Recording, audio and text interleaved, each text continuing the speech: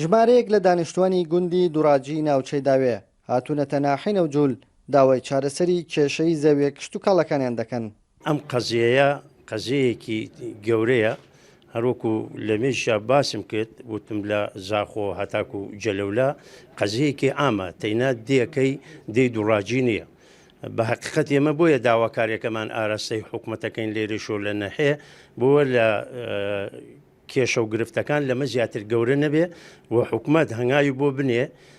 بەڕاستی ئەم وەزعە چارەسەرکە. شکاتی لێماکرد لە حوت کەس کردی و تقریبا 54 ماڵە ئەو عەرزەی ئەو ئەلساد وە ناو عەرزەوە ها بەدەچیوە چوومانە بەردەم دادگا حاکمەکە عارەب بوو وتی پێم وتی ئەو ئاوا زاهی نووریتە بۆ داگیر کردە وتم داگیرم نەکردە پێشمەکە تەوزیەکەی وتم 1970 ئیتر باش کاتۆرێکی بەردەمی وتی داگیری کردە وتی داگیری نەکردە پێشمەکە تەوزیەی کردیا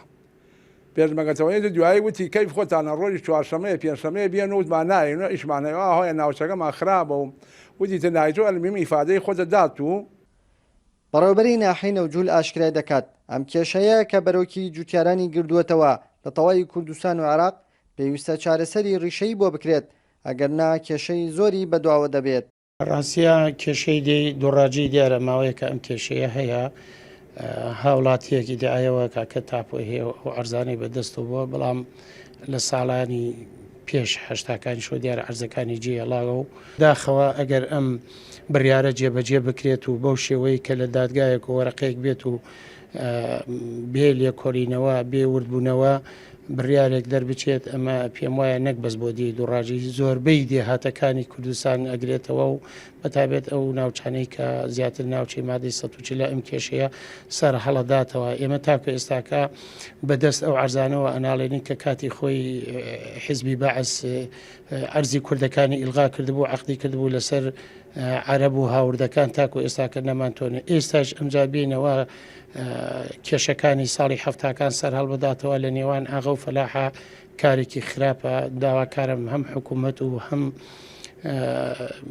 دەستگا پەیوەندیدار و لایەنە پەیوەندیدارەکان چارەسەرێک بۆم کێشەیەدانن و وا بە ئاسانی بڕیارێک نەدرێت و کێشێکی کۆمەڵایەتی زۆری لێ بمێنێتەوە نەتوانێت چارەسەر بکرێت. یاسای تەسوێی ئیسلاحی زراعی لە پاش ڕۆخانی دەسەڵاتی پاشایەتی لە عێراقدا دەرکرا بە دابەشکردنی زەویە کشتوکاڵەکان بەسەر جوتیاراندا بە یەکسانی بەڵام لە تەواوی وڵاتدا جێبەجێ نەکراو.